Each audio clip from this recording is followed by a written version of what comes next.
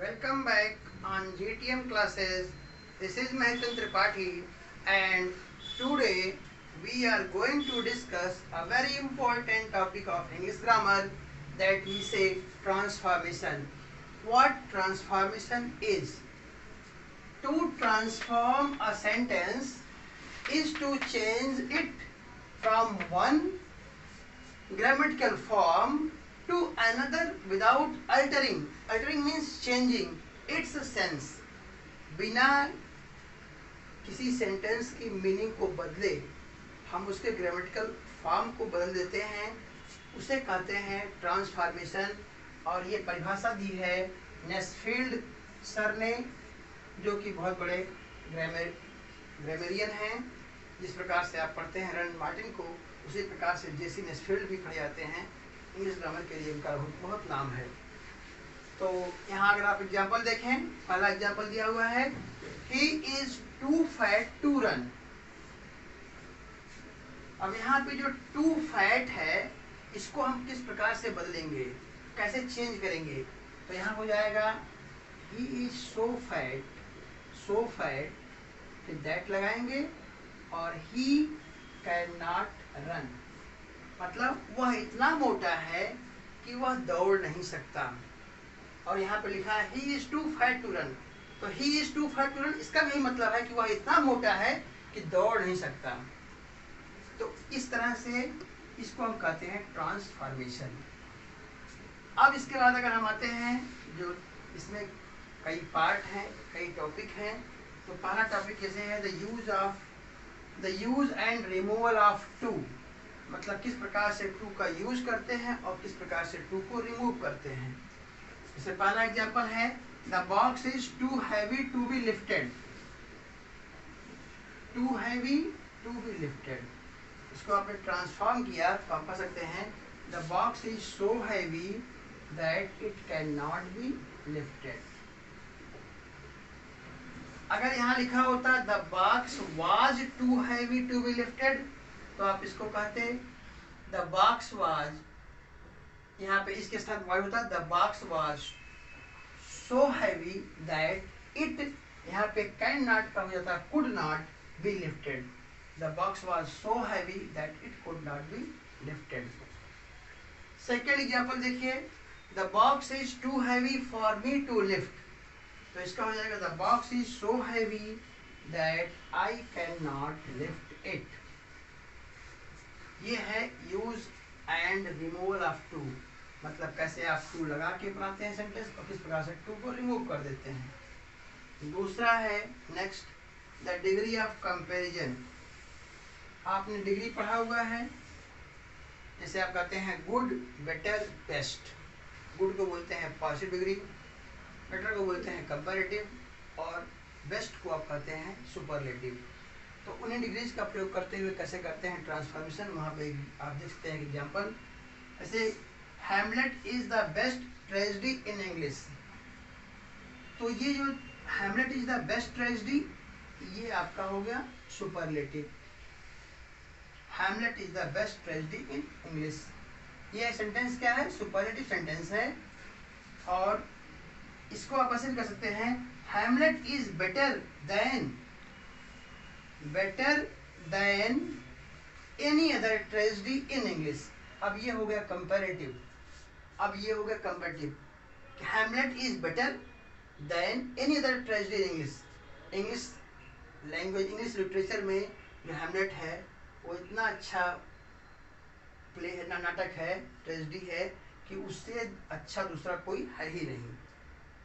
तीसरा, इसी को आप पॉसिबल कर सकते हैं, no other tragedy in English is so good as Hamlet. No other tragedy in English is so good as Hamlet. अब ये हो गया, यहाँ गुड का प्रयोग हुआ तो ये हो गया पॉजिटिव डिग्री, यहाँ पे बेटर का प्रयोग हुआ तो ये हो गया कंपैरेटिव, और यहाँ पे बेस्ट का प्रयोग हुआ तो ये सुपरलेटिव। अब आगे देखिए, C interchange of interrogative and assertive sentence. First, who would not like to take rest. इसको जब आप चेंज करेंगे, ट्रांसफॉर्म करेंगे, तो आप कहेंगे everybody would like to take rest. Second example, sweet music pleases everyone. whom does sweet music not please? समझ में आया ये? यहाँ पे whom का प्रयोग कर दिया गया। whom does sweet music not please? कौन है वो या कौन है जिसको स्वीट म्यूजिक नहीं अच्छी लगती होगी, मतलब सभी को अच्छी लगती है। कोई लिखा हुआ है sweet music pleases everyone. Next D, interchange of positive and negative sentence. जैसे हम कहते हैं गॉड इज इमॉर्टल, इसी को हम कह सकते हैं गॉड इज नॉट मॉर्टल। जब यहाँ नॉट का प्रयोग करेंगे तो यहाँ पे जो इमॉर्टल है इसका जो एंटोनिम होगा उसका प्रयोग करेंगे, तो ये सेंटेंस हो जाएगा नेगेटिव। या कह सकते हैं कि गॉड इज इमॉर्टल, ये आपका पॉजिटिव है, और गॉड इज नॉट मॉर्टल, ये आपका हो गया नेगेटिव। जैसे आपने कहा आई सा द ताज, ये पॉजिटिव है, और इसको आपने कर दिया नेगेटिव में, I did not fail to see the Taj, ये आपका हो गया नेगेटिव। लेकिन दोनों का सेंस एक ही है, दोनों का मतलब एक है।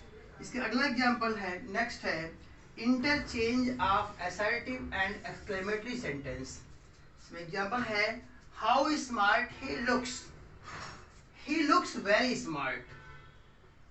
यहाँ पे साइन ऑफ एक्सक्लेमेशन होगा और यहाँ पे ये एक्सक्लेमेशन साइन हट जाएगा, फुल स्टॉप लगाएंगे आप और करेंगे ही लुक्स वेरी स्मार्ट। एक और एग्जांपल देखिए, ओ फॉर अ प्राइज।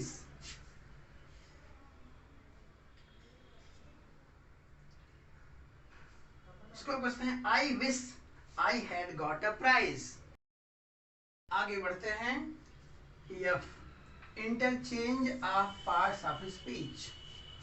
पहला एग्जांपल देखिए, my brother is wealthy, wealthy यहाँ पे एडजेक्टिव है। My brother possesses wealth, wealth यहाँ पे नाउन है। दोनों एक ही मतलब है, एक ही बात है। Second example, my host received me warmly, यहाँ पे वार्मली जो है वो एडवर्ब है। My host gave me a warm reception, यहाँ पे वार्म जो है एडजेक्टिव है। Next, interchange of active and passive voice. इसमें एग्जांपल, दो एग्जांपल है। पहला एग्जांपल है she tells me a story, ये एक्टिव है, इसका पैसिव आप ऐसे बना सकते हैं a story is told to me bye हर। इसको एक और प्रकार से बना सकते हैं I am told a story by her. Second example आप देखिए, योर प्रपोजल इंटरेस्ट मी, ये एक्टिव है, इसका पैसिव बनेगा तो हो जाएगा I am interested in your proposal. यहाँ पे बाय नहीं होता है, यहाँ पे इंटरेस्ट के साथ में इन आता है, इसलिए होगा I am interested in your proposal, ये इसका पैसिव होगा।